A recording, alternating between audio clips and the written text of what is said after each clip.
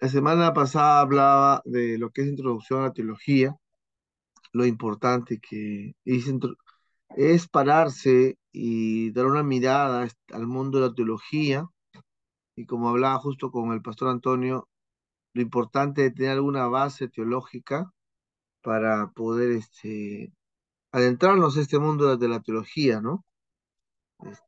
Un segundo, un segundo.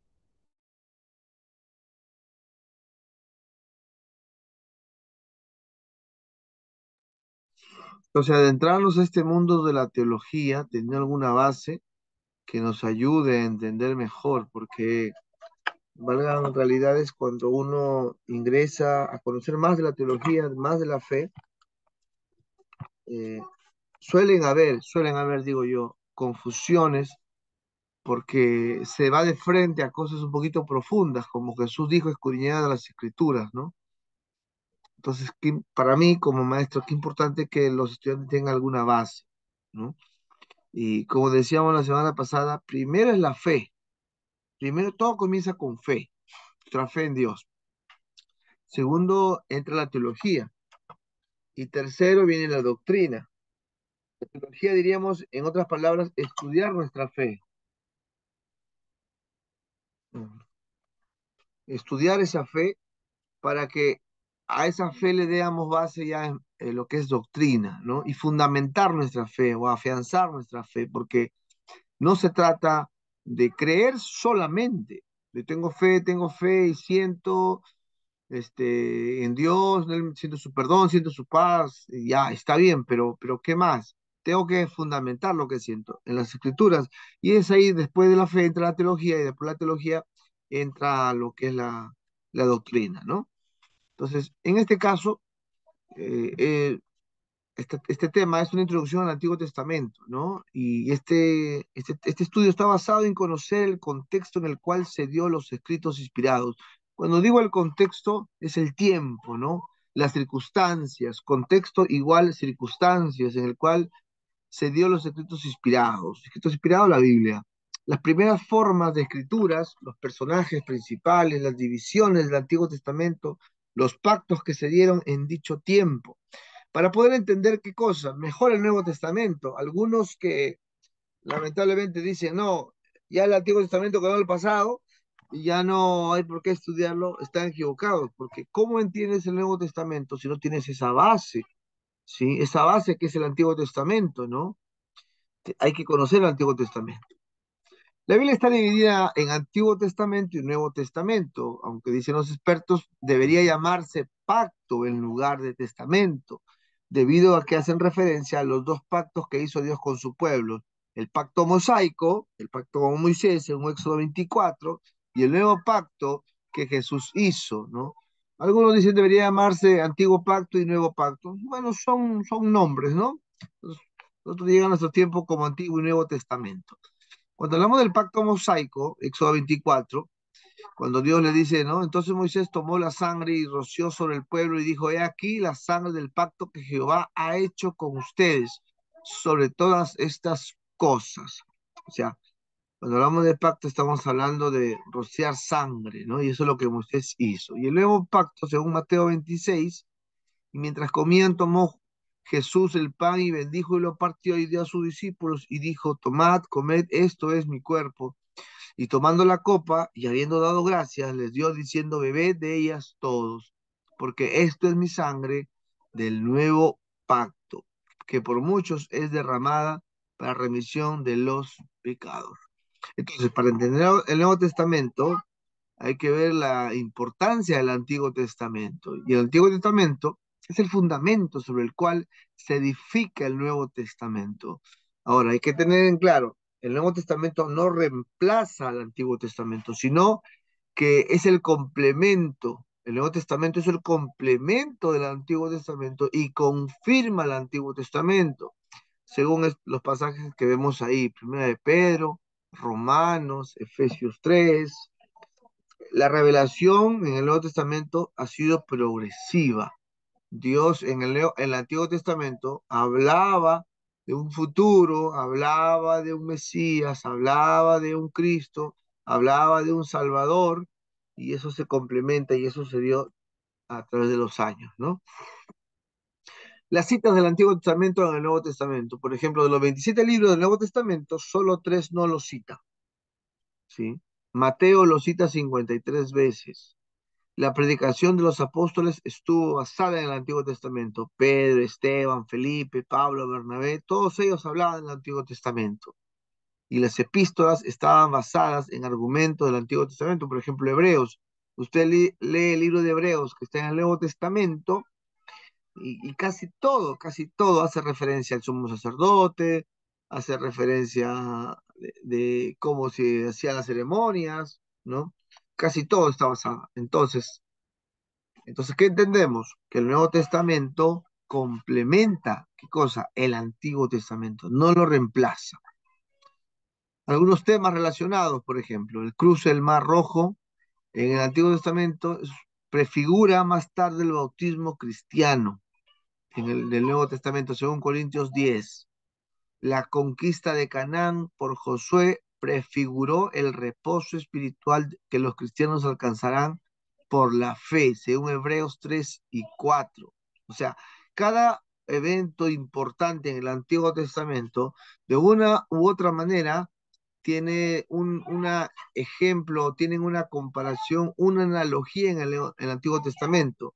Según Gálatas 4:22, Pablo ilustra la doctrina de la justificación por la fe, aparte de la ley, haciendo alusión a la historia de Agar y Sara, ¿no? Uno que era la esposa y otra que era la criada, ¿no? La concubina, diríamos, Agar, ¿no? De Abraham.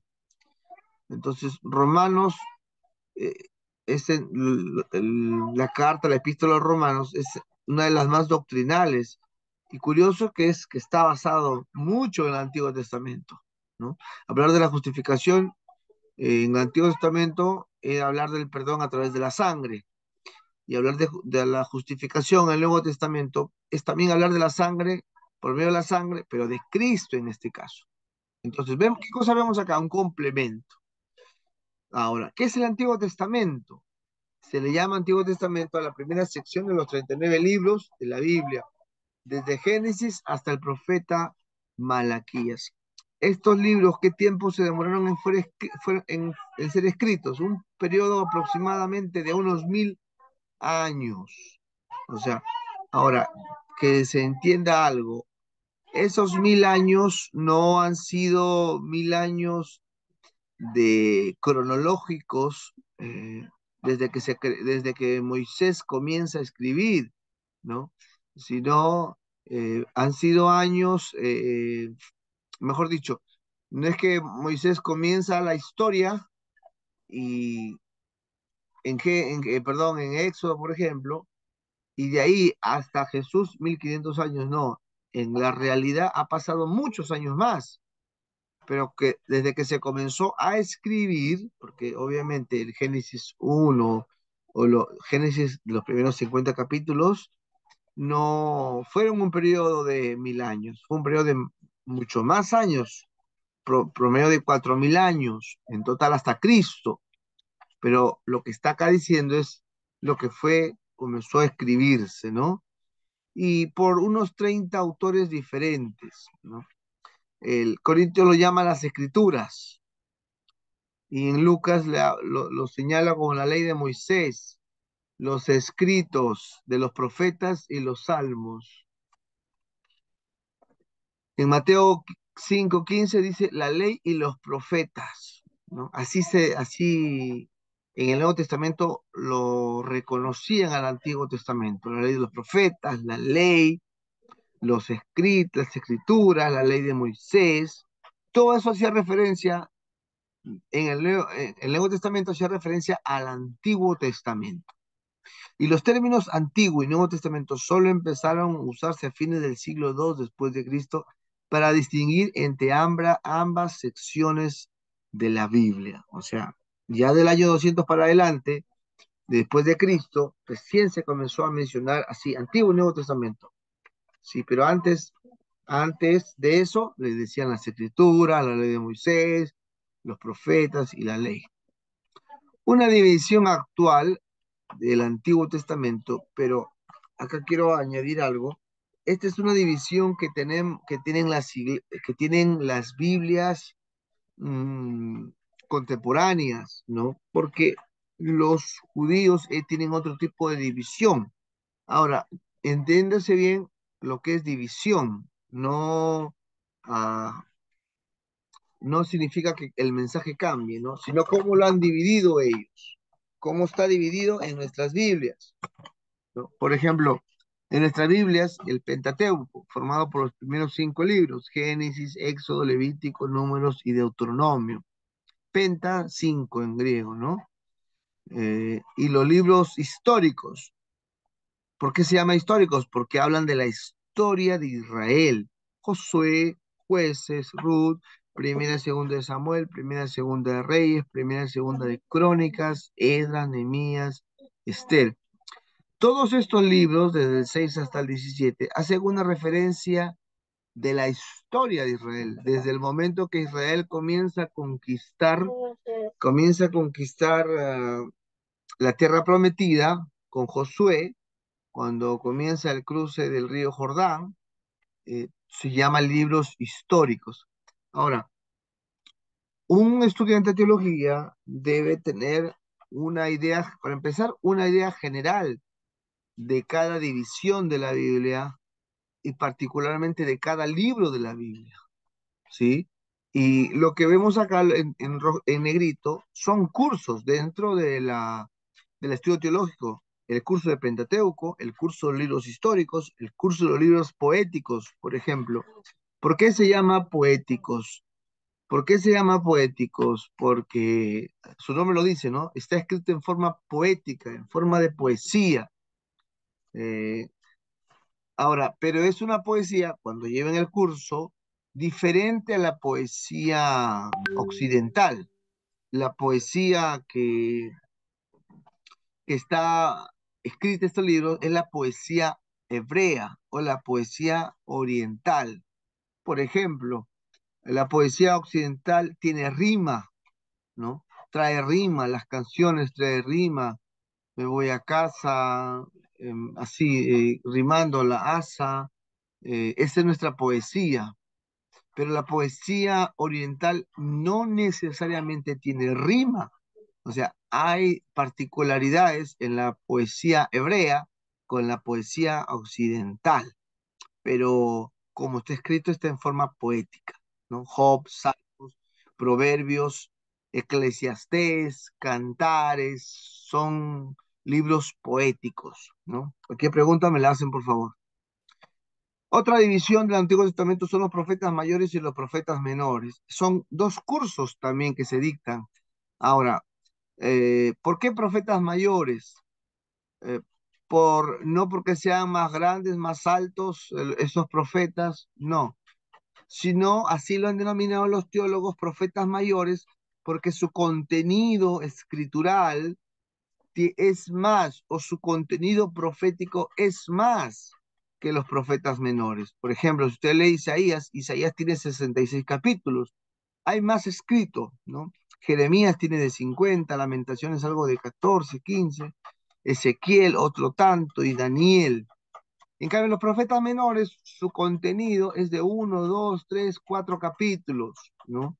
Hay capítulos de uno solo, como a días, por ejemplo, un solo capítulo. Por eso se le denomina profetas menores.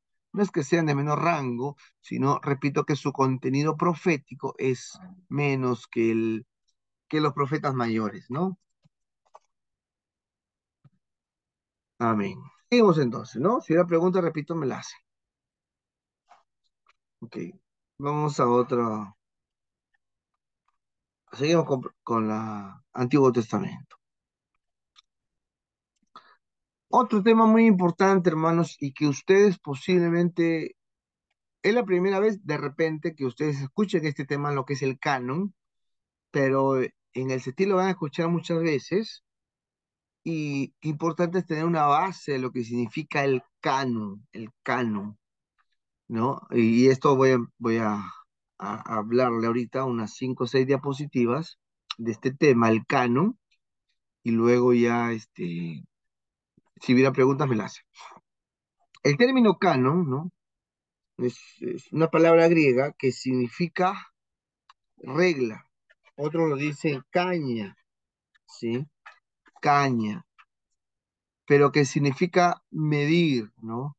En este caso, ¿es una regla de medir qué? ¿O es una caña para medir qué cosa? En este caso es para medir o para corroborar si un escrito literario de la época antigua tiene contenido a un mensaje divino, a un mensaje de Dios. Ahora, a mu- los 39 libros que conocemos del Antiguo Testamento no han sido los únicos libros del Antiguo Testamento. Perdón, en el Antiguo Oriente. En el Antiguo Oriente ha habido muchísimos más libros, pero que no han entrado al canon bíblico, en este caso al canon del Antiguo Testamento, porque hay un canon también del Nuevo Testamento. O sea, los teólogos, los eruditos bíblicos no lo lograron declarar como inspirados. ¿Por qué? Porque en ese libro X no hubo un mensaje de parte de Dios, solamente quizás hubo historia, ¿no? Como por ejemplo el canon, el libro de los Macabeos, ¿no? Es un libro deuterocanónico después del canon, porque según los teólogos, en ese libro no hay un mensaje de Dios, solamente hay historia del pueblo de Israel, mas no hay un mensaje por un profeta, ¿no? No ha- Según los teólogos, no ha sido inspirado y no tienen una autoridad, ¿no? El Antiguo Testamento no contiene, como le decía, toda la literatura de Israel, ni toda la literatura legal, ni histórica o educativo del antiguo Israel. El Antiguo Testamento solo contiene los libros que el canon ha logrado decir que tienen inspiración. Ahora, es cierto que también hubieron otros libros eh, que no, que se perdieron también, ¿no? Que se perdieron. Si usted lee, por ejemplo, Génesis 5, si me acompaña allí, a ver rápidamente los que tienen su libro a la mano, ¿sí? Su Biblia, perdón. A ver, vamos a Génesis 5, acompáñenme allí. Versículo 1. Por ejemplo, Génesis 5:1 dice, este es el libro de las generaciones de Adán. Miren lo que dice ahí, este es el libro de las generaciones. O sea, antes de Génesis habían otros libros también. ¿Qué pasó con esos libros? Todo un misterio, ¿no? Se perdieron, recuerde, son más de miles de años, ¿no? Se gastaron, ¿no? Pero lo interesante en aquellos tiempos, si usted lee eso, es que en aquellos tiempos los abuelos, los tatarabuelos conocían la historia de la creación en este caso, conocían quién fue creado y eso lo pasaban de generación en generación hasta que se escribió, en este caso por medio de Moisés, ¿no? Hay otros, por ejemplo, el libro del justo, el libro de la guerra de Yahvé, los anales de los reyes de Israel, que se perdieron en el tiempo y no han llegado hasta nosotros. La primera vez que yo escuché esta información que les estoy dando, me hice la autopregunta, ¿y no habrá otros libros que hablen otros mensajes de Dios y que por ahí de repente algún día se encuentran o habrá otro mensaje y de repente estamos obviando algo de Dios, ¿no? Y que Dios se lo puede revelar a alguien? Esta pregunta me hice y la pregunta se la lancé al profesor en mi tiempo cuando era un estudiante, ¿no? Y obviamente me llegó la respuesta de que todo lo que tenemos en la Biblia, llámese Antiguo o Nuevo Testamento, el contenido es lo suficiente que nuestra fe tiene para creer en nuestro Dios, en Jehová de los ejércitos y en Cristo en el Nuevo Testamento. Ahora, ¿por qué digo lo suficiente? Porque hay bastante tema que estudiar, tanto en el Antiguo como en el Nuevo Testamento. De veras, no acaban los estudios, tanto el Antiguo como el Nuevo Testamento. Cada día se estudia más, cada día se profundiza cuando leemos, por ejemplo, si usted lee un libro, eh, La vida en los tiempos de Jesús, ¿no? Usted se da cuenta que hay muchas cosas que nos falta conocer todavía. ¿Por qué Jesús dijo tal cosa? ¿Por qué Jesús le dijo a Herodes, dile a esa zorra, ¿no? ¿Por qué, por qué dice en Apocalipsis que los perros no entrarán? ¿Y por qué ahora a los perros los aman tanto, tanto así que los consideran una familia? Uno de los hay grupos en la actualidad, grupos de personas ecologistas, animalistas, que aman mucho a los animales, llaman a los perros, y se lee la Biblia sin entender el estudio y el contexto de por qué a los perros le llamaban, no como ahora, al perro le dicen el amigo más fiel del hombre, ¿no? Pero en esos tiempos el perro no era considerado amigo del hombre, el perro era considerado como un traidor, era comprado como alguien que te traiciona. ¿Por qué? Porque los perros no eran tan domésticos como ahora, los perros andaban en jaurías, en manadas, y lo que hacían era robar muchas veces la comida del mercado o la comida de las casas o la carne que estaba tendida en el patio de una casa, iban en manadas y se robaban la carne, considerados como salvajes. Entonces, cuando uno comienza a estudiar y a profundizarse en los pasajes del contexto, se da cuenta que hay muchas cosas pues que necesitamos seguir aprendiendo, ¿no? Otras obras judías siglos antes de Cristo que no fueron admitidas por judíos ni cristianos como inspirados, quedando fuera del Antiguo Testamento. ¿Qué estamos diciendo? Ha habido otros libros, unos que se perdieron y desaparecieron, otros que no fueron considerados como inspirados. ¿Qué significa inspirados? Que tenían un mensaje de parte de Dios. ¿Ok? Y termino esta partecita diciéndoles que lo que tenemos en la actualidad es lo suficiente para nuestra fe hoy en día. ¿Ok? Digo yo, si con lo que tenemos ya estamos a veces, no digo padeciendo, sino no entendemos a veces qué será con lo que no se tiene a la mano y comenzar a filosofar, pero se habría, y por qué no investigamos más, o por qué no le pedimos revelación a Dios como han hecho algunos hombres queriendo más revelación y no tener o estudiar lo que ya se tiene, ¿no? Todo el Antiguo Testamento y el Nuevo Testamento, ¿no? La canonicidad es una obra de providencia de Dios en la cual ciertos libros sagrados fueron preservados para el pueblo de Dios. De hecho, el canon es un acto de amor providencial. En otras palabras, para que se me entienda mejor, el canon era la reunión de, a ver, supongamos unos 20, 30, 40, 50 eruditos bíblicos que estudiaban a profundidad. Ejemplo, encontraban el libro de Isaías, ¿no? Encontraban el libro de Isaías y el libro de Isaías comienzan a estudiarlo, ¿no? Imagínense el tiempo antes de Cristo, Isaías todavía no estaba en el Antiguo Testamento considerado, pero era un escrito y comienzan a estudiarlo, comienzan a estudiar la vida de Isaías, comienzan a estudiar el contenido de Isaías, comienzan a estudiar a quién le servía Isaías, en este caso a los reyes, y cuando estudiaron a, al detalle el libro de Isaías, las profecías de Isaías y cómo se cumple en Cristo, entonces esos teólogos del canon llegan a la conclusión y dicen, Isaías es un libro inspirado por Dios, ¿no? Eso es el canon. Ahora, ¿y por qué no aprueban otros libros? Porque el canon o los eruditos bíblicos llegan a la conclusión que otros libros no fueron inspirados, no hay un mensaje de Dios.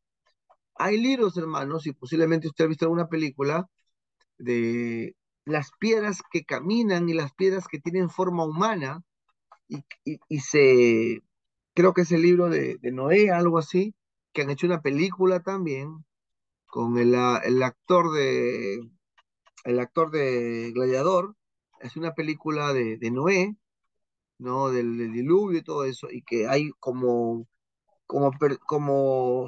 forma humana, pero en piedra, y que caminan. Ahora, eso está en los libros de la historia de gente que ha escrito eso, yo digo se habrán alucinado, lo que me atrevo a decir, pero los teólogos, los eruditos dijeron, no, este libro no es inspirado.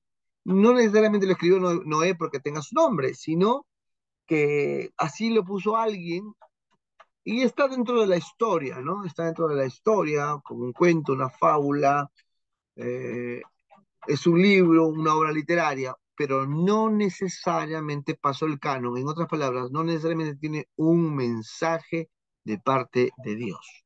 ¿Ok? Por eso que no entró al canon.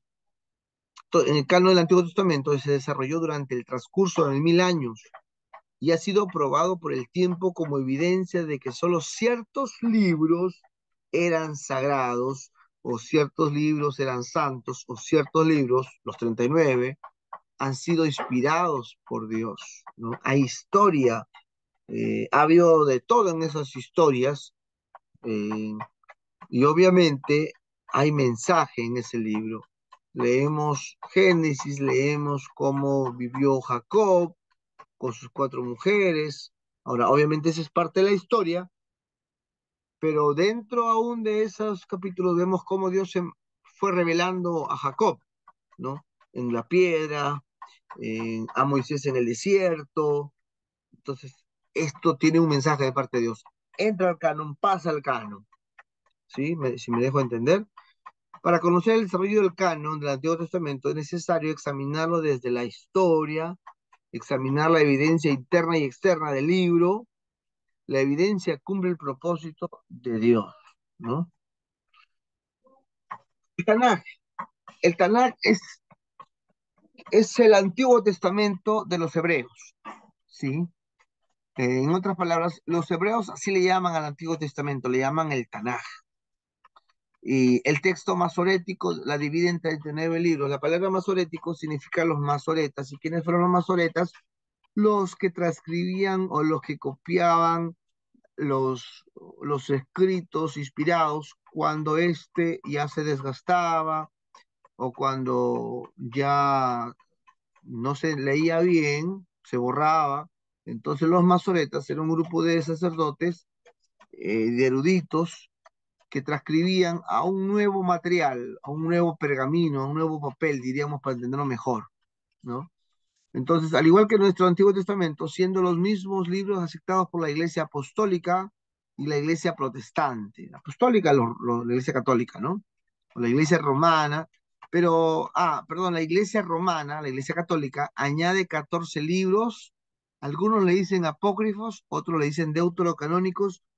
Deuterocanónico significa después del canon, ¿no? Hay una polémica ahí de 8 libros, 8 o 12, perdón, 14 libros, con Primera de Macabeo, Segunda de Macabeo, Sabiduría, Judith, una tercera parte de Daniel, que la iglesia protestante no lo considera como inspirado dentro de los 39. La iglesia católica considera, por eso que la Biblia de la iglesia católica, Dios habla hoy, latinoamericana, Biblia de Jerusalén, tiene estos 14 libros más. Y que alguna vez, ¿no? Alguna vez sería interesante poder llevarlos. En un diplomado que hice en ciencias bíblicas, hemos estudiado los libros apócrifos, del Antiguo Testamento. Y es interesante, hermanos, estudiar estos libros, no como inspirados propiamente, sino como historia de Israel, para entender mejor el tiempo de Israel, para entender mejor el contexto de Israel, ¿no? Ellos los consideran de igual autoridad que el resto. Nosotros no los consideramos de igual autoridad. Nosotros los protestantes los consideramos como simplemente parte de la historia de Israel. ¿Hasta hay alguna pregunta hasta ahí? Voy a poner mi cámara ahorita. Deme un segundo. No, ninguna, pastor. Está todo ok. Ok. Sí, De los pastor. demás. Ok. Cosas, si estoy yendo muy rápido, me avisan. Puedo repetir el problema. Le vuelvo a repetir. El Tanaj es, es el nombre al Antiguo Testamento de los judíos, ¿sí? Y el Tanaj, ¿no? Se divide de la siguiente manera. Ahora, entiéndase bien. Nosotros, nuestro Antiguo Testamento, lo que tenemos y la división que tenemos nosotros. Esto, ¿no? Lo que les enseñé hace ratito. Oye, no, está en la otra diapositiva. Los judíos tienen su propia división. Y, por ejemplo, ellos lo llaman la Torá. La Torá lo llaman igual la ley a los primeros 5 libros en la Biblia, que es el Pentateuco para nosotros. Y el Neviín lo llaman a todo el tema de los profetas, que comprende para los judíos profetas mayores, profetas menores, ellos le llaman profetas posteriores, ¿no? Aparte, en el Neviín o los profetas, en español, ellos agregan ahí Josué, Jueces, Primera y Segunda de Samuel, que nosotros en nuestra división le hemos puesto libros históricos, o le han puesto los teólogos, ¿no? Sí, Primera y Segunda de Reyes a los profetas anteriores, ¿no? Neviín. Y el Ketubín, recuerda que Tanakh se divide en tres, nosotros tenemos más divisiones en nuestra Biblia en español, o nuestra Biblia occidental, pero ellos, los judíos, le llaman Ketubín a los escritos, y los escritos que comprenden tanto los libros poéticos, aparte de Ruth, Esther, Daniel, Esdras, Nehemías, Primera y Segunda de Crónicas. El Tanakh es la división del Antiguo Testamento que los judíos tienen, diferente a nosotros, pero si vamos al hecho, son todos los mismos libros, son los 39 libros, ¿sí? Que tenemos también ahora, diferente división, pero que al final es lo mismo, ¿no? Es como si, para tener más claro, en nuestra casa tenemos la sala, ¿sí? La sala, nosotros tenemos la sala, el comedor aparte, los cuartos aparte, eh, no sé, patio, y ellos, supongamos, tienen sala y comedor juntos, ¿no? Y nosotros tenemos cuartos por separados. Y ellos en un solo cuarto tienen el cuarto de todos los hijos. Tienen solamente dos cuartos, cuarto de los hijos y cuarto de los padres. En cambio, nosotros tenemos cuarto por cuarto para cada hijo. ¿Qué cosa pasó ahí? Diferente forma de haber dividido la casa, pero al final es la misma casa. O sea, es la misma Biblia, pero nosotros tenemos una forma de dividirla y ellos tienen otra forma de dividirla. Al final, la misma casa, la misma Biblia. Espero que con este último ejemplo haber sido más claro. ¿Por qué le digo? Porque cuando yo estudiaba no entendía, me rascaba la cabeza. Pero bueno, como le decía, el Tanakh es un acrónimo, es una palabra de crónico formado por tres letras principales de la palabra hebrea, ¿no? Que es la T, que significa la Torá, la N, Neviín, que significa los profetas, y la K, el Ketubín, las primeras letras, ¿no? O escritos. La que se lee como J, ¿no? La letra inicial, Kaf, o Ketubín, se escribe de derecha a izquierda, imagínense, derecha a izquierda. Y la letra final es el acrónimo, como en lo que es la T, ¿no? El Tanaj, bueno, en la traducción ya, ¿no? Y por eso, y por ser última letra, toma la forma de Kaf al final, ¿no? Es todo un tema también el hebreo, este, interesante el hebreo, porque para empezar desde derecha a izquierda, nosotros escribimos de izquierda a derecha, ¿no? Empezamos de la izquierda y vamos hacia la derecha. En cambio, ellos comienzan en la izquierda, en el otro lado de la hoja, y se van para la izquierda. Empiezan a la derecha y se van para la izquierda. Nosotros empezamos de la izquierda y nos vamos para la derecha, ¿no? Entonces, los libros en el Tanakh se agrupan en tres conjuntos: la ley, la Torá, los profetas, Neviín, y los escritos Ketubín, ¿no? Entonces, los que les decía, ¿no? Los que les explicaba. El Tanaj o la Tanaj, su estudio, división y su interpretación, ¿no? Entonces, ¿qué dijo Cristo, por ejemplo? Cristo dijo, no piensen que he venido a abolir la Torá o la ley o los profetas. He venido no a abolir, sino a completar, a cumplir. Sí, en verdad les dijo que hasta que pasen el cielo y la tierra, ni una iot ni una tilde pasarán de la Torá. No hasta que lo que tenga que suceder suceda. Si hablamos del Antiguo Testamento, del Tanaj, por ejemplo, los escritos de los profetas, ejemplo, Isaías, lo que está escrito de los 1000 años, por ejemplo, a eso se refirió Cristo. El cielo y la tierra pasarán, pero mis palabras no pasarán. Eso ha de cumplirse sí o sí, ¿no? Sí o sí. Entonces, de manera que cualquiera que desobedezca el menor de estos misbot y enseñe así a otros será llamado el menor del reino de Yahvé. Pero cualquiera que los obedezca y así enseñe será llamado grande en el reino de Yahvé. Misbot era una de las letras más pequeñas, como la Yod, eran las letras más pequeñas. Entonces, ¿Jesús qué quería? Que obedezcan la ley, que conozcan la ley, que estudien la ley y la obedezcan al pie de la letra, ¿no? Sobre todo la ley moral en el Nuevo Testamento, ¿no? Revelaciones o Apocalipsis, capítulo 22, versículo 18, el escritor Juan, que en ese momento está escribiendo inspirado por Dios, él dice, ¿no? Yo advierto a todos los que oyen las palabras de la profecía en este libro, que si alguno añade, Yahvé le añadirá las plagas escritas en este libro. Y si alguno le quita algo a las palabras del libro de esta profecía, Yahvé o Jehová o Dios quitará su parte del árbol de la vida y de la ciudad, eh, ciudad santa, Kadosh, Kadosh Santa, como es descrita en este libro. O sea, no sé si se da cuenta, hermanos, pero para Dios es muy importante que nosotros nos profundicemos y cumplamos la palabra de Dios. No que hagamos lo que a nosotros nos parece, ¿no? Y ahí la importancia de, ahí lo importante de estudiar las escrituras, y ahí lo importante de profundizarnos en las escrituras para no hacer otra cosa que no está en las profecías, en los escritos, ¿no? Hoy por hoy cada uno quiere interpretar a su manera la Biblia, pero qué importante lo que Cristo dijo, escudriñar las escrituras, qué importante lo que Pablo dijo a Timoteo, le dijo, Timoteo, procura con diligencia presentarte a Dios como un obrero aprobado, que traza bien la palabra de verdad. El apóstol Pedro dice, hay que crecer en el conocimiento de Cristo, ¿no? Por eso que yo digo, un cristiano que tome en serio las cosas de Dios es un cristiano que va a profundizarse en su fe.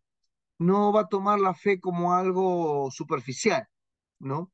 No se va a dejar engañar fácilmente por cualquier mensaje que escuche por ahí. Eh, Cristo dijo en Mateo 24, usted lee Mateo 24, el detalle, Mateo 24, en 3 ocasiones Cristo dijo, mirad que nadie os engañe. De vuelta vuelve a decir, mirad que nadie os engañe. Y una tercera advertencia dice, mirad que nadie os engañe, porque aún a los escogidos serán engañados. Aún los escogidos serán engañados.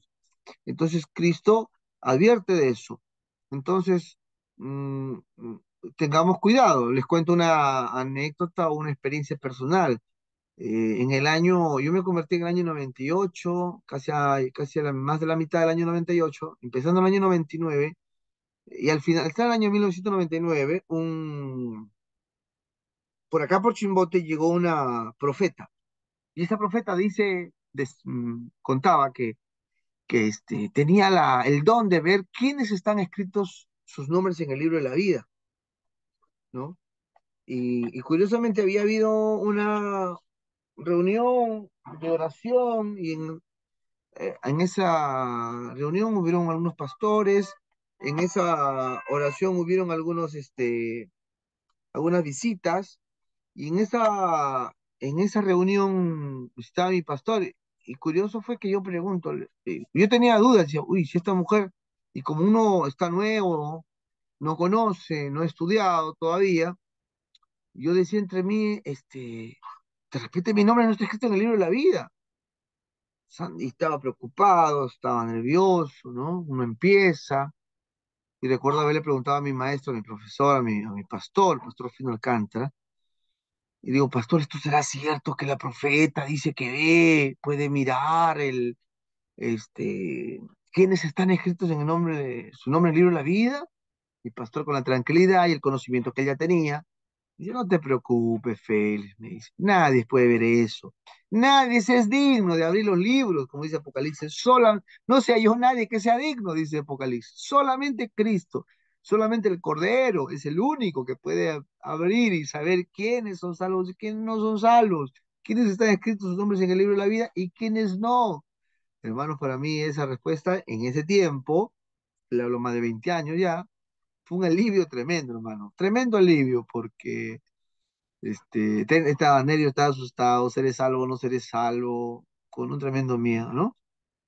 Por eso qué importante, como les decía, estudiar, ¿no? Capacitarse, conocer. Y sobre todo los que tienen trabajos seculares. En ese tiempo yo trabajaba secularmente, me encontraba con abogados y abogados me decían, te están engañando, te están paseando, los pastores te han lavado el cerebro para quitarte la plata, para pedirte el diezmo, y tú como una ovejita, agachas la cabeza y das tu diezmo, me decían algunos abogados en ese tiempo, ¿no?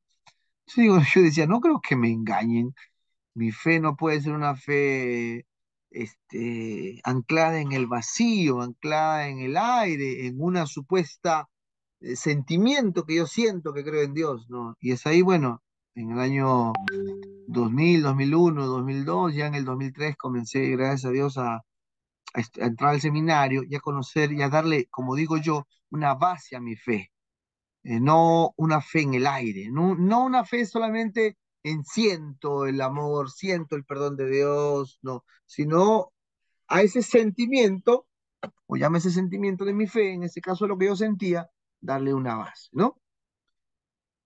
Seguimos entonces. Si tienen preguntas, pregunten, comentarios también, bienvenidos sea. Los masoretas, les mencioné un poquito hace un ratito. ¿Quiénes fueron los masoretas? Fueron rabinos y sabios judíos de Tiberias y de Babilonia. Esta palabra usted lo va a escuchar ya en el estudio teológico ya, pero ya acá una idea para que más o menos se entienda, ¿no? De Tiberias y de Babilonia, que nos transmitieron el Antiguo Testamento en su forma actual, entre los siglos 5 y 10 después de Cristo. El término viene del hebreo masorá o tradición. Antes de los masoretas, la Tanakh solo contaba con escritura consonántica y sin acento que fijaran su pronunciación. O sea, bueno, la escritura ha ido evolucionando, ha ido desarrollando. Los primeros, el idioma hebreo antiguamente no tenía ni vocales, no tenía consonantes, ¿sí? ¿Y por qué? Porque así se entendían en esos primeros años. Estamos hablando de unos 2000 años atrás de Cristo, pero ya luego los estudiosos, como la escritura ha ido desarrollando, recuerden, cuando hablamos de escrituras, estamos hablando, o las primeras escrituras, estamos hablando de escrituras cuneiformes. Estamos hablando de escritura egipcia, de aquellos tiempos, jeroglíficos, ¿no? La gente no leía letras, no existían letras, la gente leía en aquellos tiempos, si dibujaban un águila, dibujaban, no sé, una presa, y daban un mensaje con eso, de un rey a otro rey, eh, ellos entendían, sabían que alguien los está viendo, sabían que vienen a cazarte y ten cuidado. Ese era un mensaje, no existían las letras, estamos hablando de miles de años atrás, ¿no? Pero ya los masoretas, siglos después, como ya repito, la escritura, la literatura fue desarrollando, fue evolucionando, como ahora, ¿no? Ya las letras, hoy tenemos pues una escritura con puntos, comas, que le dan un realce a lo que se escribe, ¿no? Espero que siga avanzando, aunque con tanta tecnología y los chicos creo, no sé si vamos a volver a los tiempos de atrás, porque ahora los chicos ya no escriben, todo es con iconos, ¿no? Mandan abrazos, mandan corazones, o sea, se ha vuelto el tiempo de los jeroglíficos, ¿no? Como fue en la antigüedad, algo así. Es curioso, ¿no? De repente la pereza hace que ya no escribamos como antes, porque ahora ya en WhatsApp ya no se respeta comas, ni punto, ni comillas, ni pregunta, se escribe nada más, ¿no? Y los chicos de ahora todavía jeroglíficos nomás, ¿no? Entonces, seguimos, los tres cánones del Antiguo Testamento, el canon de Palestina, el canon de Alejandría, el canon samaritano. Repito, para entender mejor, Mejor, estos cánones, uno tras otro, le fue dando o confirmando a los escritos del Antiguo Testamento, ¿no? ¿Por qué Palestina? Porque ahí se reunieron los eruditos bíblicos, y ahí se completó, se iba estudiando, ¿no? El canon de Alejandría también, eh, la traducción de los 70 al griego, la famosa Septuaginta. ¿Qué significa Septuaginta? Es la traducción del hebreo al griego, del Antiguo Testamento. Esa es la Septuaginta. ¿Por qué Septuaginta? Porque fue traducida por 70 traductores o 70 sabios, aunque en realidad dicen los expertos no fueron 70, 72, para ser más exactos, pero lo llaman la Septuaginta, ¿no? Y el canon samaritano, los samaritanos solo aceptan el Pentateuco como escritura sagrada. Bueno, ellos aceptan parte, ¿no? El canon del Antiguo Testamento y Jesús. Jesús aceptó los libros del Antiguo Testamento. Jesús nunca citó sabiduría, ni Tobías, ni Macabeos, por ejemplo. Esto es una cosa muy interesante para darle firmeza a nuestro canon protestante. Recuerde que en el canon protestante o evangélico no aparecen sabiduría, ni Tobías, ni Macabeos, ¿no? Como inspirados, como inspirados. Lo tomemos como historia, nada más. Así lo tomamos los evangélicos o protestantes, pero los católicos sí lo toman como inspirados. Jesús habló de Daniel como un libro histórico. Jesús aceptó los salmos, todo el Pentateuco, los profetas y los escritos. ¿Ok? Y una más del Antiguo Testamento, son 3 diapositivas. No sé si hasta ahí alguna pregunta tienen. Si no, sigo avanzando. Falta todavía una más del Nuevo Testamento. Seguimos entonces. Ahora vamos a hablar de la transmisión, ¿no? El nombre lo dice ahí, cómo se transmitió el texto del Antiguo Testamento. Hemos hablado de cómo se dio, del canon, cuando hablamos del canon, cómo se dio, eh, fe de que fue inspirado. Eso es a través del canon, ¿no? Ahora vamos a ver de cómo se transmitió, cómo se escribió. Hebreos 1:1 dice, Dios habiendo hablado por los profetas, ¿no? Dios habiendo hablado en los tiempos antiguos de muchas maneras, y entre ellos dice por los profetas, ¿no? En otras palabras, Dios habiendo transmitido su mensaje a través de los profetas, para entenderlo mejor, dice, Dios en su infinita sabiduría, diría yo, esta palabra está cambiando últimamente la palabra infinita por la palabra eterna, Dios en su eterna sabiduría, porque la palabra infinita tiene principio, pero en cambio la palabra eterna no tiene principio, o la eternidad no tiene principio ni fin.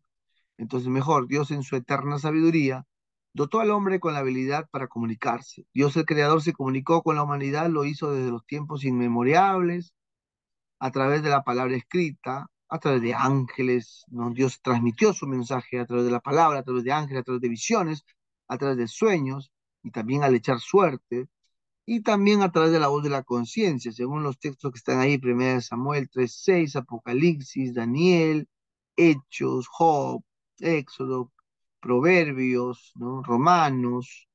Lo culminante de la comunicación divina fue dejada en el registro de la palabra de Dios. O sea, Dios habló, transmitió su mensaje, y eso se registró en las escrituras del Antiguo Testamento. Entonces, la transmisión del texto sagrado, la palabra de Dios ha sido transmitida durante por lo menos 2000 años. Este periodo aproximado trata con autógrafos y manuscritos. ¿Qué son autógrafos? Autógrafos fueron los escritos originales. O sea, es cuando el escritor, ejemplo Moisés, agarraba su pergamino y escribía. Esos son los autógrafos. En otras palabras, son los originales. ¿Sí? Son los originales. Eso no existe, originales no existen. Yo diría por obvias razones. Una, porque no hay material que pueda durar en el tiempo, 2000, 3000 años. No podía durar ningún material. Se acaba, se deteriora, se gasta, se borra. Entonces, obviamente, eso se ha tenido que copiar, ¿no? A otro y a otro y a otro y a otro, ¿no? Pregunta, ¿hay palabra del Señor aún en lo que tenemos ahora que son copias? Y en Jeremías 37:17 la respuesta es sí la hay. ¿Por qué? Porque tanto el canon, tanto los eruditos bíblicos que han cuidado los textos sagrados, que han cuidado esas copias más antiguas, ¿Por qué decimos que sí? Porque son corroboradas con otras copias que se encontraron en otras partes, en otras bibliotecas, y eso corrobora lo que hoy tenemos como ya en nuestras propias Biblias, ¿no? La transmisión textual es la disciplina que afirma que hay palabra del Señor. El estudio de la transmisión del texto bíblico es compleja, obviamente, hermanos. Es compleja, ¿por qué? Porque son miles de años, ¿no? Miles de años. Ahora, vamos a ir a una diapositiva más adelante, lo que es el Qumran, para explicar un poquito mejor. ¿Cómo se transmitió? Se transmitió la revelación divina, se transmitió primero en forma oral, ¿sí? Luego se quedó por escrito, lo que hoy tenemos por la Biblia. Término más sencillo, ¿ya? Ahora, hay dos cosas interesantes aquí, y esto lo va a escuchar, pues ahorita de repente, digo de repente si no lo he escuchado antes, por primera vez, digo, con mi persona, pero luego lo va a escuchar mucho en el CETI, sobre todo con el pastor Gerson, que él habla mucho de la crítica textual y la alta crítica. Ahora, ¿qué es la crítica textual? Es el análisis y evaluaciones efectuadas en el estudio del texto sagrado. Se ha aplicado tanto la crítica textual como la alta crítica a la Biblia. Estos enfoques no solo se limitan solamente al estudio de los textos bíblicos, debido a que son aplicados a cualquier obra literaria antigua. O sea, la crítica textual, como la alta crítica, ese análisis, esa evaluación que se le hace a un estudio sagrado para corroborar si fue escrito realmente por fulano de tal o no fue escrito o alguien, ¿no? Es como, por ejemplo, el Evangelio de Pedro. El Evangelio de Pedro no lo escribió Pedro, el Evangelio de Pedro lo escribió otro que le puso el nombre de Pedro. Porque cuando hacen la evaluación, el análisis, dan cuenta que Pedro no escribió un Evangelio. ¿Por qué? Porque dicen, se investiga el Evangelio de Pedro que fue escrito en tal lugar y Pedro nunca estuvo en ese lugar. ¿Quién hace ese análisis, esa evaluación? La crítica textual y la alta crítica, ¿no? Estamos hablando de literatura, estamos hablando de personajes que no es que, bueno, tienen fe y ya lo aceptan todo, no, hacen, esto es la crítica textual y la alta crítica.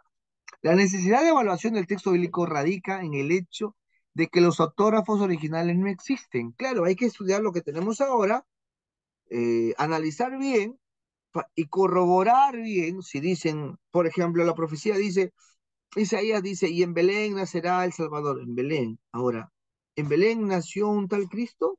En Belén, el que escribe conocía el lugar, ¿no?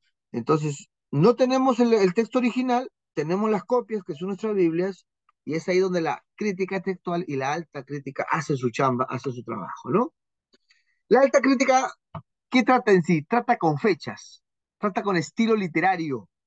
Recuerde, la Biblia está escrita en forma poética, en forma narrativa, en forma sapiencial o de sabiduría, ¿no? En forma histórica.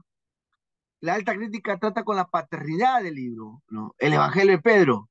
Oye, pero Pedro no escribió ningún evangelio. Pedro, según la historia, Pedro le contaba los hechos de Jesús, pero le contaba a Marcos. Y Marcos escribió su evangelio. Si alguien le quiere poner evangelio de Pedro, no, el evangelio de Marcos, que fue contada por Pedro, porque Pedro fue un discípulo cercano a Jesús, ¿no? Entonces, la alta crítica va a estudiar la paternidad literaria. Paternidad literaria, ¿quién escribió tal libro? ¿Quién escribió tal documento? Entonces, la alta crítica busca establecer si un documento es genuino o es falso. Un documento genuino escrito por el verdadero autor y falso debido a su contenido, ¿no? Si mañana más tarde, no sé, un libro que haya escrito alguno de nosotros, ¿no? Si yo agarro no sé, de acá 1000 años, 100 años, sale un libro, el libro Los extraterrestres en Perú, escrito por Félix Pinedo. Y la gente comienza a estudiarme, pero Félix Pinedo nunca habló de extraterrestres, Félix Pinedo nunca dijo que tuvo un encuentro con extraterrestres. Félix Pinedo hablaba de teología, hablaba de una academia teológica, hablaba de familia, nunca habló. Entonces, ese documento dirá la alta crítica es falso, porque Félix Pinedo nunca habló de, si llegan al estudio, llegan a que nunca hablé de extraterrestres, no sé si me dejo entender, ¿no? La crítica textual, ¿no? Trata con la restauración o descubrimiento de las palabras originales y de los autógrafos perdidos. Palabras originales o como vemos acá, por ejemplo, ciertos manuscritos más antiguos, o sea, corroborar si es tan antiguo. Y acá entra, en la crítica textual va a entrar la arqueología bíblica, por ejemplo, para ver si tal documento es del siglo tal o es el más antiguo. Y obviamente los, los arqueólogos, ¿no? Cuanto más antiguo sea, mucho mejor para dar fe a tal libro, tal pasaje, ¿no? Entonces se entendió hasta ahí, creo, ¿no? Los manuscritos. ¿Qué es un manuscrito? Es una composición literal escrita a mano en oposición a una copia impresa. O sea, cuando usted escribe algo a mano, una carta de amor o un mensaje, ese es un manuscrito. La diferencia es que un manuscrito bíblico eh, era escrito en un material antiquísimo, pues, ¿no?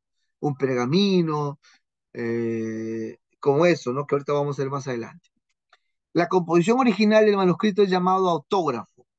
En el caso de la Biblia no existen manuscritos originales. Eso también quiero ser claro, sí, porque por ahí vas a encontrarte gente que va a decir, pero no existen los originales, todo es copia. Obviamente no existe, porque más de 3.000 años que fue escrito, o más de 4.000 años, los primeros, no hay material que resisten el tiempo, ¿no? Obviamente. Sin embargo, existen miles de copias de los manuscritos bíblicos originales que han sido reproducidas. En esta abundancia de copias de las copias, ha hecho que la crítica textual se convierta en parte integral de los estudios bíblicos y están divididos en manuscritos de tipo uncial, o los mayúsculas, y minúsculas, siendo las primeras letras de tipo grande similares a las letras mayúsculas, mientras que las segundas fueron escritas en letras pequeñas, siendo cursivas. Ahora, es increíble, hermanos, pero, por ejemplo, hay evangelios, como el Evangelio de Lucas, el Evangelio de Juan, que hay 5.000 copias de los más antiguos, o sea, en materiales antiquísimos, y en hojas que se están así como esta foto que está acá, así. Entonces, traducir, hermanos, hacer una versión no es una cosa tan sencilla, hermano. Traducir, por ejemplo, a la nueva versión internacional, cuando se tradujo al español, o de los originales o al inglés, fue una traducción que demoró un promedio de 10 años y un trabajo de más de 30 a 40 eruditos bíblicos. Y es un trabajo que conlleva muchísimo dinero. Se cree que para la nueva versión internacional se demoró como 10 años, 10 a 12 años, y el costo fue un promedio de 10 millones de dólares, ¿no? Ahora, ¿esto quién invierte? Lo invierten los grandes museos y las grandes bibliotecas que tienen demasiada solvencia, pues, ¿no? Nosotros de repente vemos nuestra realidad, nuestra iglesia local, apenas ofrendamos, apenas diezmamos, apenas tenemos una iglesia tan pequeña, pero el tema, hermanos, de la Biblia no es una cuestión de nosotros nada más. Hay personas, hay empresarios, hay multimillonarios y Dios mismo, digo yo, atrás de ellos para conservar los manuscritos y estudiarlos, ¿no? Por ejemplo, este es un manuscrito bíblico, ¿no? Que data pues de unos 1.000 años atrás, por ejemplo, ¿no? Eh, o porque es hecha a mano, ¿no? Y ahí ve, así ve, eran en forma de rollo, no como nosotros lo tenemos ahora en hojas A4 o oficio. En esos tiempos eran rollos, ¿no? Porque así los papeles, por así decirlo, ¿no? Me adelanto un poquito a esto que algún día lo estudiará más a profundidad, los manuscritos bíblicos hallados en las cuevas del Qumran.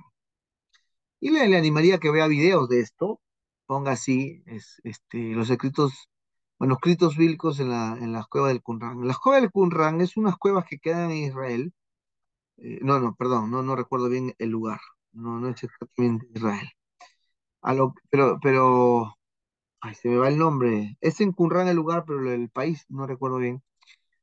Pero es una biblioteca que estaba en unas cuevas metidas en unos rollos que data del tiempo de Jesús y que ha sido conservado en esos, ay, se me va el nombre donde hizo Jesús hizo el vino, ¿cómo se llama esos materiales? Se me va el nombrecito de esos materiales. Tinajas. Ahí han sido encontrados casi la mayoría, en un 90-95%, todo el Antiguo Testamento, hermanos. Todo el Antiguo Testamento, desde el punto de vista de los judíos.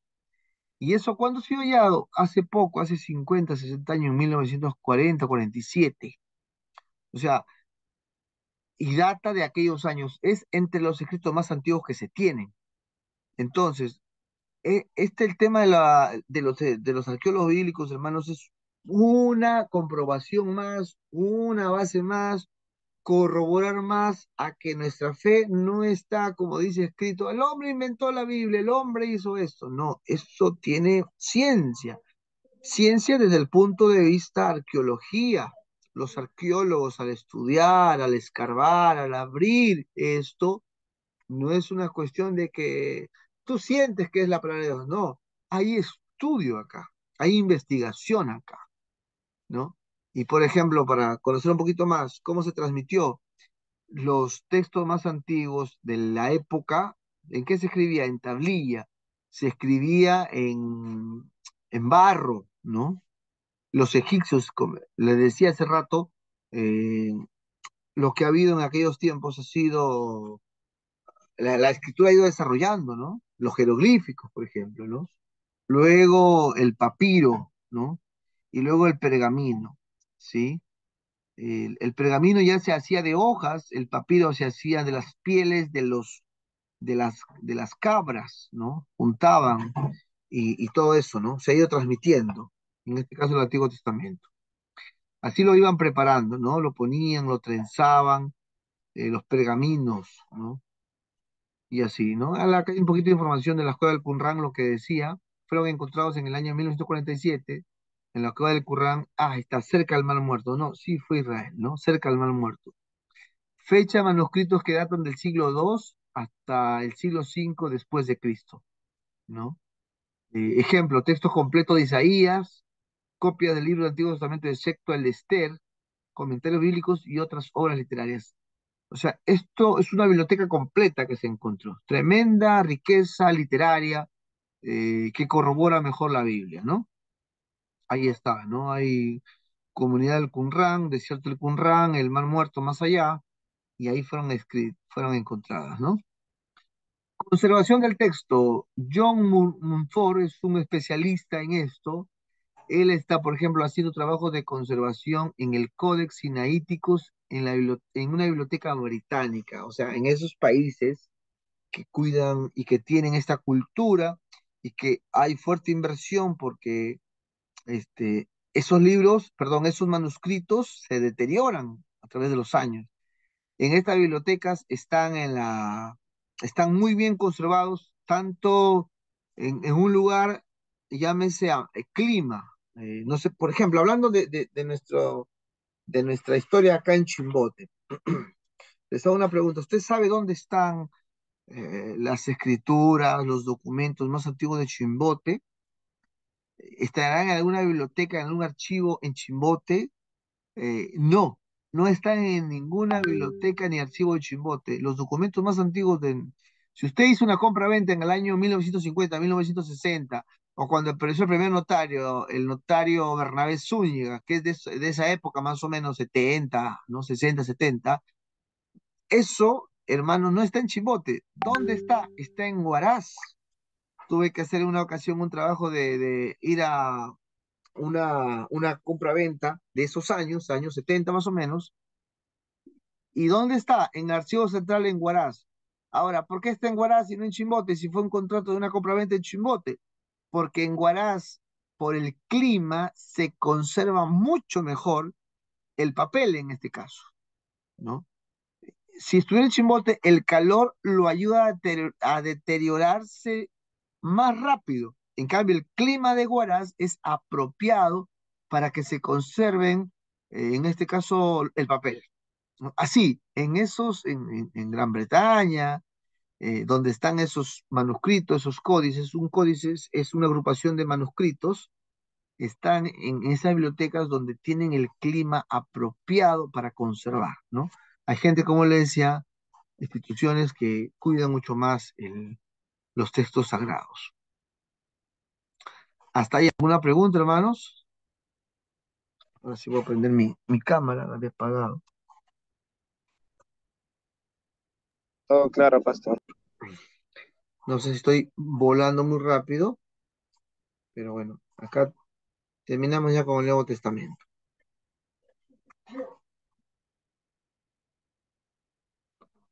Ok, ahora voy a abrir el Nuevo Testamento. Esta es una introducción nada más, algún día ya propiamente hará un estudio más profundo de cada uno de ellos, ¿no? A ver, voy a abrir el archivo.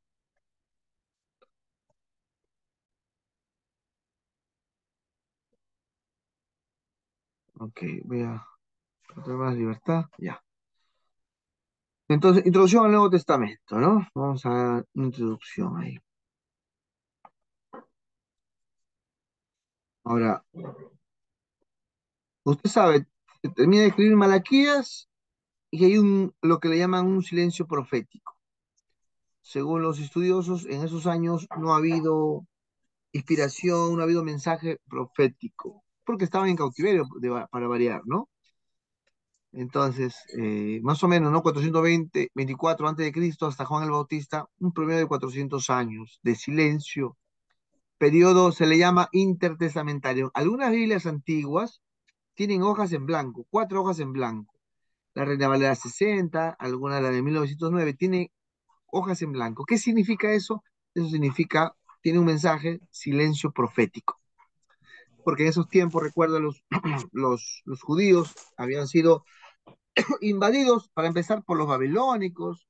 En ese tiempo ya estaban, después de los babilónicos, entraron los medopersas, ¿no? De 536 al 332. Luego los griegos, con los ptolomeos, los egipcios, los eleusidas.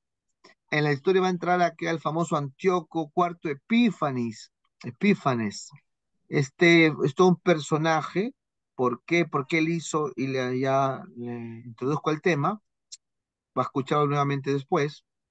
Antíoco cuarto Epífanes es un personaje que invade Israel, hace una abominación. ¿Por qué? Porque él sacrifica un cerdo en el altar del templo, ¿no? Ahí fue la famosa rebelión de los macabeos. Hermanos, para un judío, los cerdos, sobre todo más en esos tiempos que ahora de repente, más en esos tiempos, un cerdo representa un animal o una carne abominable, lo sucio. Es como si nosotros, es como si un japonés te dijera, hermano, te quiero invitar rata a la guiso de rata. ¿Puedes comer? Te invito, guiso de rata, rata a la parrilla. Hermano, usted lo ve a la rata y usted lo puede considerar mucho japonés, usted no lo comería la rata, ¿no? Porque la rata representa todo lo asqueroso para nosotros. Lo mismo para el judío, el cerdo representa lo más abominable.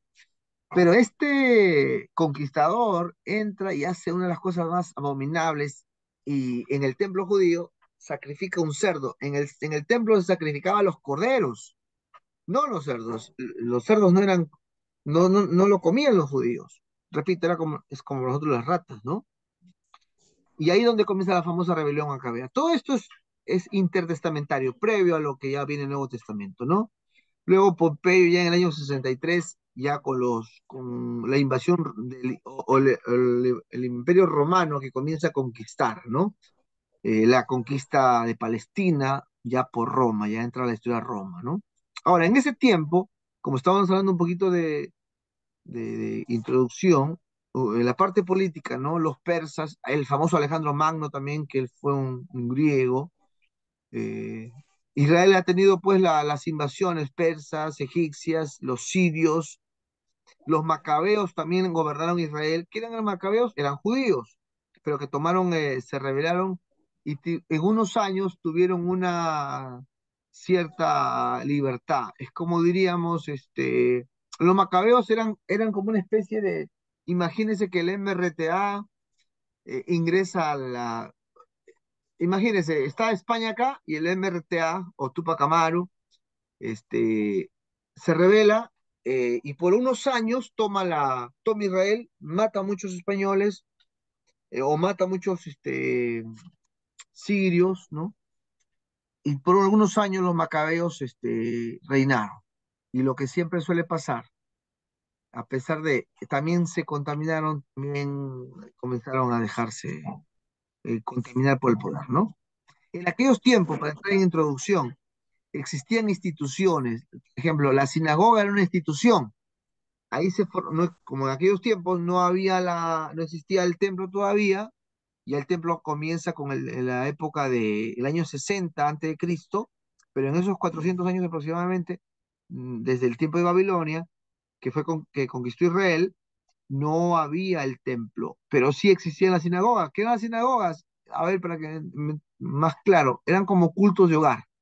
Eran casas donde se reunían las familias, por lo menos un promedio de 10 familias, ¿no? Y cuando hablo de 10 familias, estamos hablando de un montón de gente, porque cada judío no bajaba de 8, 10, 12, 15 hijos, ¿no? Bastante gente. Era como una iglesia pequeña, ¿no? Pero era una institución. El templo también, cuando luego, ¿no? El Sanedrín. ¿Quién era el Sanedrín? Era conformado por 70 sabios o 70 religiosos, llámese eh, fariseos, llámese también saduceos, ¿no? Pero más saduceos que fariseos. En aquellos tiempos, el contexto, para entrar en contexto, habían grupos religiosos, fariseos, saduceos, senios. Los fariseos, usted ha escuchado de ellos, ¿no? Eran los legalistas, eran los que ponían cargas. Aparte de eso, también había muy buenos fariseos que eran cumplidores de la ley, ¿no? Entre ellos Pablo, ¿no? Pero al final eran legalistas porque muy pegados, como diríamos, a la letra, a la ley, ponían cargas sobre los demás, ¿no? Los fariseos eran de clase, por lo general, clase pobre. Los saduceos eran de la clase élite judía, los más acomodados, pero también religiosos, líderes. Los esenios la, eran como decir los monjes, eran religiosos que se iban al desierto a hacer votos de pobreza, a hacer votos de humildad.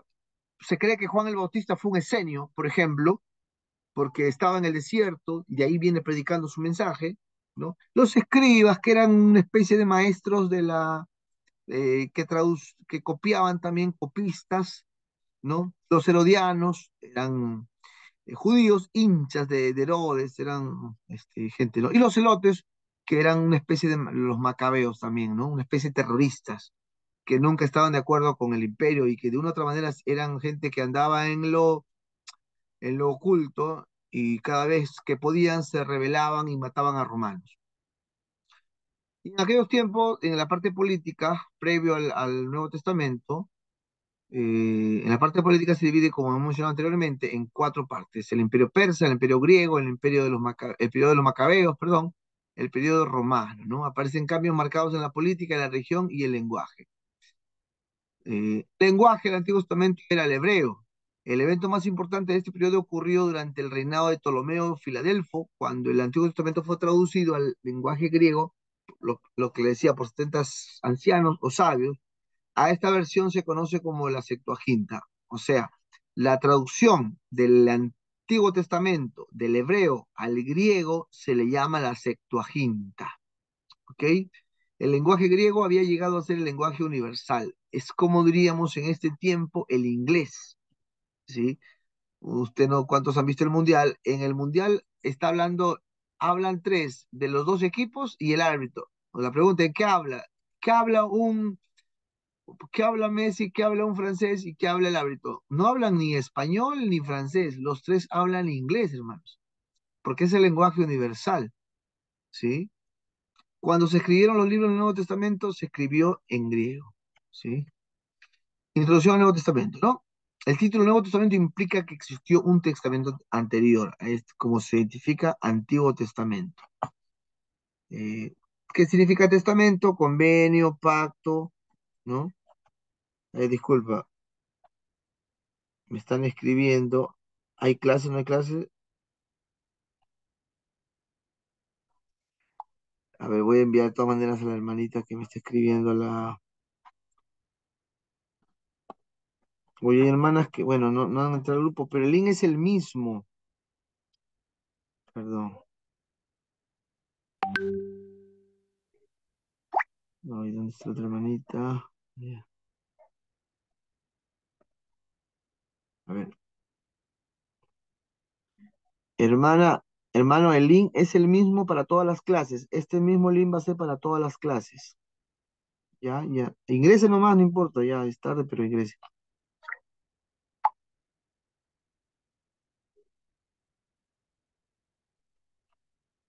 Bueno, como queda grabado, ya luego les pasaré la grabación, ¿no? El Antiguo Testamento está centrado en la ley, el Nuevo Testamento está centrado en Cristo. Y Cristo, recuerden, es el cumplimiento de la ley. Pero para ser más exactos, la ley moral, ¿sí? Ya no muchas, usted sabe, muchas leyes ceremoniales fueron abrogadas. Eso es lo que a veces no se entiende. Cuando uno habla con por ejemplo, con un adventista, y usted lee los 10 mandamientos, ellos no entienden, por ejemplo, que el sábado ha sido modificado, ¿sí? ¿Sí?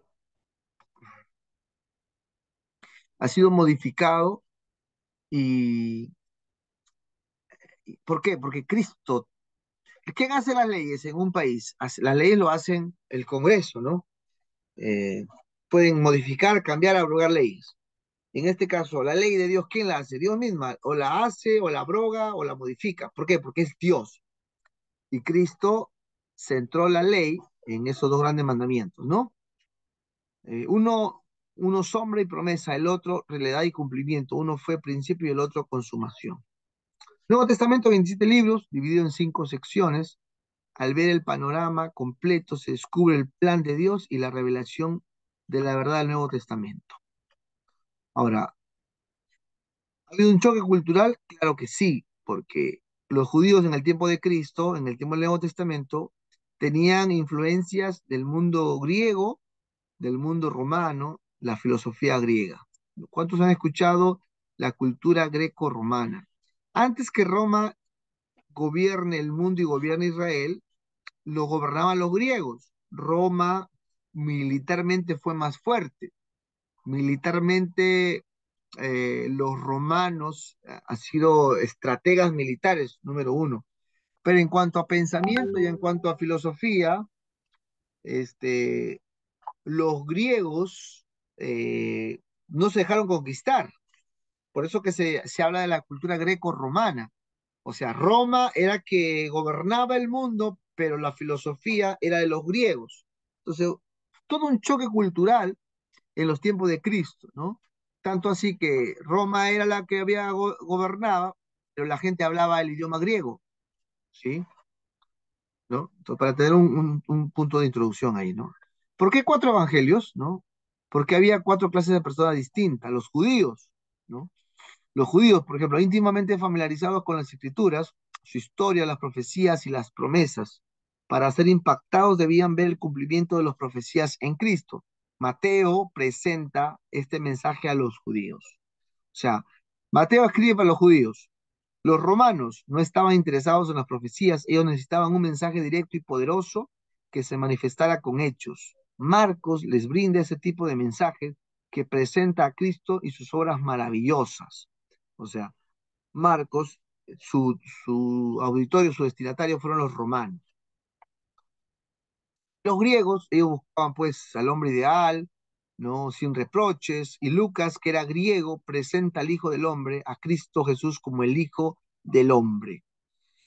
Todos los hombres, o sea, el resto de la humanidad, Juan presenta un mensaje para todos, presenta a Cristo como el único Salvador del mundo a través de Jesús, como el Hijo de Dios y como el camino para alcanzar la vida eterna. Juan, el Evangelio de Juan es escrita para toda la humanidad, porque de tal manera amó Dios al mundo que dio a su Hijo unigénito. Y históricos, un libro, Hechos, la historia de la iglesia primitiva. Algunos dicen, no debe llamarse iglesia primitiva, iglesia apostólica, o la primera iglesia, porque algunos teólogos le dicen, primitivo suena a cavernícola, debería mejor llamarse la iglesia apostólica. Y los que ya estudian y los que ya leen y cuando predican, ya no dicen iglesia primitiva, dicen la iglesia apostólica o los primeros cristianos, ¿no? Está escrito ahí como para hacer el realce ahí, ¿no? Las cartas paulinas, las cartas de Pablo o epístolas paulinas, por ejemplo, los romanos, el evangelio de la justicia de Dios en Cristo, la Biblia dentro de la Biblia. Así se denomina Romanos. Corintios, respuesta a una iglesia con problemas, desórdenes e inmoralidad. Usted como estudiante de teología, usted tiene que tener una visión panorámica de toda la Biblia, en este caso el Nuevo Testamento. Y la primera carta de los Corintios es una iglesia de división, es una iglesia con problemas, es una iglesia de inmoralidad sexual. El hijastro está con la madrastra, hay divisiones, hay problemas entre ellos, hay chisme. La iglesia está dividida en cuatro partes y Pablo escribe esa iglesia. Y fue una iglesia que él pastoreó, que él fundó, pero miren, como una iglesia, como en toda iglesia hay problemas, ¿no? Hay gente que se cambia de iglesia, no por distancia, bueno, ese por distancia se entiende, ¿no? Hay gente que se cambia porque a esta iglesia hay muchos problemas. Me voy a otra iglesia donde la música está más bonita, hay más gente. Pensando que es una iglesia donde no hay problema, donde no hay chisme, donde no hay murmuración. Hermanos, en toda la iglesia hay eso.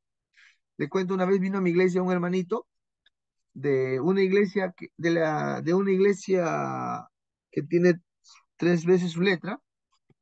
Me dijo, pastor, mire, yo vengo dos veces acá, le he visto a usted predicar, me gusta cómo predica, usted es bien alegre, y quiero cambiarme de iglesia, me dijo así. Quiero cambiarme de iglesia. Porque en mi iglesia hay mucha chismosería, pastor, en mi iglesia no hay amor, en mi iglesia la gente habla mal del pastor. Y le digo, discúlpeme que te decepcione, pero en mi iglesia también hay gente así, le digo.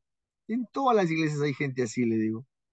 Hay gente que habla mal de su pastor, cuando comienza a crecer la iglesia hay más problemas, entonces yo te diría, no, yo te diría, te aconsejaría que regreses a tu iglesia, aceptes que todavía la iglesia no es perfecta y que aceptes, ¿no? Ahora, pero bueno, ya, si es tu decisión, este, habla con tu pastor, ¿no? Dile, pastor, pide una carta de recomendación y yo te acepto y te recibo, no hay ningún problema. Pero que si tú vienes por ese motivo de que en tu iglesia hay chismes y en tu iglesia hablan mal de tu pastor, en todas las iglesias hay esos problemas. Corintios es una iglesia supuestamente espiritual donde los dones espirituales, según Corintios 12, 1 Corintios 12, había por doquier los dones espirituales. Pablo le dice, ¿ustedes hablan lengua? Yo también hablo lengua. ¿Usted tiene sanidad? También yo, dice Pablo, ¿no? Pero era una iglesia que había divisiones, ¿no? Gálatas, corregir la falsa doctrina judaizante. ¿Qué querían los judíos a los gentiles? Que se sigan cumpliendo las leyes morales, las leyes, perdón, religiosas, que sigan habiendo sacrificios, que se sigan circuncidando, etcétera, ¿no? Efesios, el trato teológico de soteriología y eclesiología. ¿Hasta ahí alguna pregunta, hermanos? No hay, ¿no? Filipenses, la epístola del gozo en Cristo. Colosenses, el gozo en Cristo en medio de la cárcel. Recuerda que Pablo está en la cárcel y escribe la carta a los filipenses. Es curioso que el tema central en esta carta es el gozo en Cristo. Imagínense, está en la cárcel, está perseguido por su fe y él habla del gozo. Es admirable el apóstol Pablo, ¿no? Por eso que Pablo, como bien lo he dicho y como muchos lo dicen, o muchos teólogos lo dicen, es el cristiano emblemático, el cristiano más grande que ha tenido el cristianismo después de Cristo. Es su máximo representante por lo que escribió, por las iglesias que plantó, por la fe que tenía, por la actitud, por el líder, por el gran líder que fue, ¿no? Colosenses, y por todo lo que él ha escrito, por ejemplo, ¿no? la supremacía de Jesucristo frente a las huecas filosofías. Él es quien controla todas las cosas. Si usted lee Colosenses capítulo 1, dice por Él y para Él, y en Él fueron creadas todas las cosas, tanto las visibles, las invisibles, y en Él se sustentan todas las cosas. Hermano, esa es filosofía pura, pero basada en Cristo, ¿no? No filosofía basada en el hombre. La filosofía por lo general está basada en el hombre, ¿no? El hombre, un ser racional, un ser supremo, un ser que piensa, luego existe, existe, luego piensa. No, Pablo dice, mira, ¿saben qué? Todo existe por él y para él. Todo está basado en él. Acá no me vengas que el hombre no ha hecho nada, todo lo ha hecho él y todo lo ha hecho para la gloria de él. Wow, filosofía pura, pero basado o razonado en Cristo, ¿no? Tesalonicenses, ánimo para una iglesia fiel, ¿no? Ánimo en la venida de Cristo, ¿no? Segunda, aclaración sobre las cosas que están por venir, ¿no? Porque algunos ya querían irse, según Primera Tesalonicenses ya querían irse y no hacían nada, eran haraganes. Pablo dice, no, el que espera en Cristo, espérelo trabajando, ¿no? Primera y segunda de Timoteo, consejos al joven pastor de Éfeso sobre cómo conducir la iglesia de Dios, para que si tardo sepas cómo debes conducirte en la iglesia de Dios, que es columna y baluarte de la verdad. Sé ejemplo de lo demás, Timoteo, en conducta, en palabra, en fe, mientras, mientras que yo vengo, Timoteo, sé ejemplo de los demás. Ocúpate en la lectura, le dice. Tremendos consejos a un joven pastor. Consejos finales de Pablo a Timoteo antes de la muerte de Pablo, ¿no? Y Timoteo, Tito, Lucas, hermanos, Filemón, son los discípulos de Pablo, son los hijos espirituales de Pablo. Ahí lo importante, hermanos, que como líderes dejemos huellas, dejemos discípulos, dejemos personas que estén después de nosotros, ¿no? Qué importante es que usted no piense solamente en usted y su familia, que está bien, piense en discípulos, ¿no? Tito, consejos de Pablo a Tito sobre la importancia del testimonio de los líderes en la iglesia que iniciaba. Filemón, una exhortación de Pablo a Filemón para que reciba a Onésimo, su ex esclavo. Onésimo fue el esclavo de Filemón, que en un tiempo Onésimo se había escapado de Filemón y Pablo le dice, ve con tu amo nuevamente, pero le dice Pablo a Filemón, ya no lo recibas como un esclavo, recíbelo como si fuera yo, recíbelo como me recibieras a mí. Qué tremenda carga que Pablo le dice a Filemón, ¿no? Imagínense, ¿no? Es como si me pongo como ejemplo que el profesor nacional me escriba. Nacional o el general, ¿no? San Clemen, Tim Colter, me escribe una carta y me diga, Félix, te voy a mandar a alguien que te ofendió, a alguien que fue, pero mírame, él está conmigo, ahora yo te pido que tú lo recibas como si fuera, como si me recibieras a mí. ¡Wow! Eso es mucho peso. Tú lo tratas mal a él, me estás tratando mal a mí. ¡Wow! Eso es fuerte, eso es fuerte, eso tiene mucho peso, esas palabras. Eran las palabras de Pablo. Y Pablo, Filemón fue su discípulo, ¿no? Fue su consiervo y le dice, recíbelo como me recibieras a mí, Filemón. ¿Qué tal recomendación? ¿Qué tal vara? ¿Qué tal vara diríamos ahora, ¿no? Una vara tremenda, ¿no? Hebreos, no se identifica, pero su escritura, ¿no? Bueno, algunos dicen que fue Pablo, otros dicen que fue Bernabé, bueno, no llegan a una conclusión los teólogos. Pero ¿de qué habla? La excelencia del nuevo pacto sobre el antiguo, amonestaciones, advertencias y aliento para los judíos cristianos. Santiago, el resultado de una fe viva, la cual produce obras que honran a Dios. Y Pedro prepara a los cristianos en persecución, esperando en el Señor, exhortación de Pedro antes de morir con respecto a los falsos maestros. Todos estos escritos, hermanos, del Nuevo Testamento, que nos sirven mucho ahora también, ¿no? Y Juan, las tres cartas, la primera carta escrita a los cristianos confundidos a causa de la falsa enseñanza, para que sepáis que tienes vida eterna, a la señora elegida y sus hijos. ¿Por qué Juan escribe a la señora elegida? Porque en aquellos tiempos los romanos que perseguían a los cristianos encontraban que una carta era dirigida a una iglesia, la quemaban, la destruían. Recuerde que Juan escribe en otra época. Ha habido épocas del Imperio Romano que ah, perseguían a los cristianos y hubo épocas en que no perseguían y les daban libertad, como en el tiempo de Pablo, normal, podían escribir. por eso Pablo escribe, pero en el tiempo de Juan, ya en el año 100 del emperador Diocleciano, eh, ya no podían escribir con tanta libertad, porque ese hombre perseguía mucho a los cristianos, ¿no? Por eso le llaman a la segunda carta la señora elegida. Pero ¿quién es la elegida? Era la iglesia, sus hijos, los discípulos, ¿no?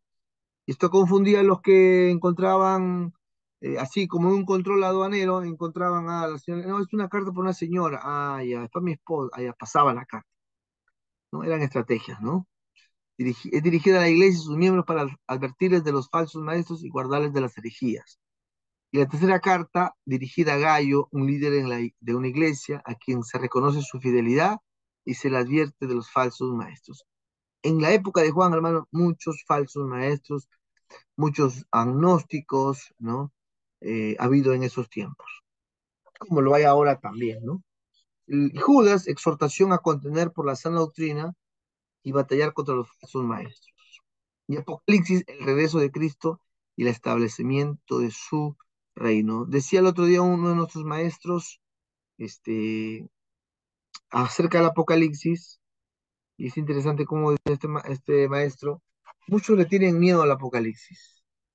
Eh, Cuando escuchan algo apocalíptico, pero la palabra Apocalipsis significa revelación, no significa algo catastrófico, es lo que Dios está revelando, lo que Dios está mostrando a través de su apóstol Juan.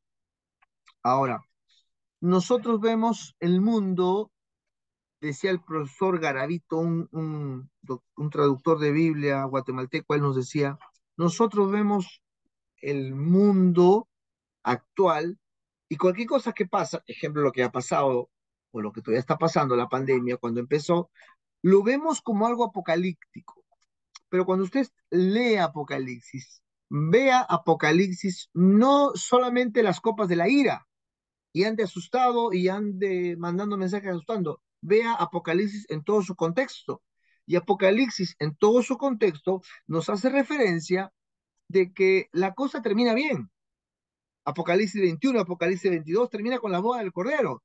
Termina con el árbol de la vida, donde ya no habrá más llanto, donde ya no habrá dolor, donde las lágrimas serán enjuagadas. Entonces, Apocalipsis termina bien, más allá de dar mensajes a veces apocalípticos, valga la redundancia, asustándonos, y que tal lugar ya se abrió, y que tal lugar, y uno vive así comiéndose las uñas y andan traumados. Veamos Apocalipsis como algo bueno, porque así Dios ve las cosas en un buen final, como dice Jeremías 29:11. No en un tiempo para estar asustados. Yo creo que Cristo no quiere que vivamos asustados. Yo creo que Cristo quiere que vivamos bien, que vivamos en paz, en gozo, sabiendo que hay un buen futuro para la iglesia, hermanos. Obviamente hay que ser fieles, obviamente hay que hacer bien las cosas delante de Dios. El que permaneciere fiel hasta el final, ese será salvo. Como dice también Hebreos, hay que cuidar nuestra salvación con temor y temblor, hay que cuidarla, teniendo claro que el final es un buen final con Cristo Jesús. Bien, hermanos, gracias le doy a Dios por este tiempo. Algunas preguntas si hubieran.